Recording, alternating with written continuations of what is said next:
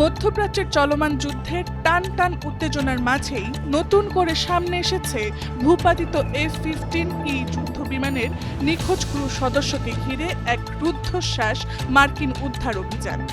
এই ঘটনাকে ঘিরে যুক্তরাষ্ট্র ও ইরানের মধ্যে শক্তি প্রদর্শনের নতুন এক মাত্রা তৈরি হয়েছে। এই বিষয়ে যুক্তরাষ্ট্র জানিয়েছে, নিখোঁজ ওই ক্রু সদস্যকে জীবিত উদ্ধার করা সম্ভব হয়েছে, তবে তাকে এখনো পুরোপুরি নিরাপদ স্থানে সরিয়ে নেওয়া যায়নি। ফলে অভিযান শেষ হয়নি, বরং পরিস্থিতি এখনো রয়ে গেছে অত্যন্ত ঝুঁকিপূর্ণ। ইরানের ভেতরে যুক্তরাষ্ট্রের এমন উদ্ধার তৎপরতার খবর প্রকাশ্যে আসতেই আন্তর্জাতিক অঙ্গনে নতুন আলোচনার ঝড় উঠছে এবং বাড়ছে শঙ্কা।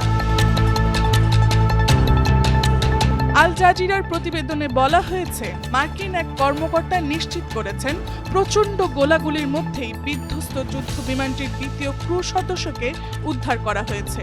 তবে উদ্ধারকারী দলকে খুব দ্রুত ইরানের ভেতর থেকে নিরাপদে বেরিয়ে আসতে হবে।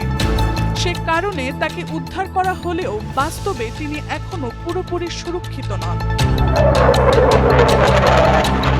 মার্কিন কর্মকর্তার ভাষ্য অনুযায়ী তীব্র সংঘর্ষের মধ্য দিয়েই এই অভিযান পরিচালিত হয়েছে। অন্যদিকে ইরানের সংবাদ মাধ্যম তাসনিম নিউজ দাবি করছেন, বিমানটি ভূপাতিত হওয়ার পর পাইলট নিজেই নিরাপদে বেরিয়ে আসতে সক্ষম হন। এরপর তাকে উদ্ধারে মার্কিন বিশেষ বাহিনী অভিযান শুরু করে। তবে বিতর্ক এখানেই থেমে নেই। ইরানি সূত্রের বরাতে অভিযোগ উঠেছে, পাইলটকে জীবিত উদ্ধারে ব্যর্থ হয়ে যুক্তরাষ্ট্র তাকে হত্যা করার চেষ্টা চালাচ্ছে। এমনকি সম্ভাব্য অবস্থান সন্দেহে বিভিন্ন এলাকায় মার্কিন হামলা চালানো হয়েছে বলেও দাবি করা হয়।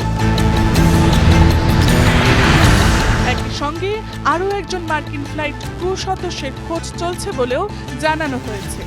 তাকে না পেয়ে বিভিন্ন স্থানে বোমা হামলার অভিযোগও উঠেছে। ফলে এই ঘটনাকে শুধু একটি উদ্ধার অভিযান হিসেবে নয়, বরং যুক্তরাষ্ট্র ইরান উত্তেজনার নতুন ও বিস্ফোরক অধ্যায় হিসেবেই দেখছেন বিশ্লেষকেরা।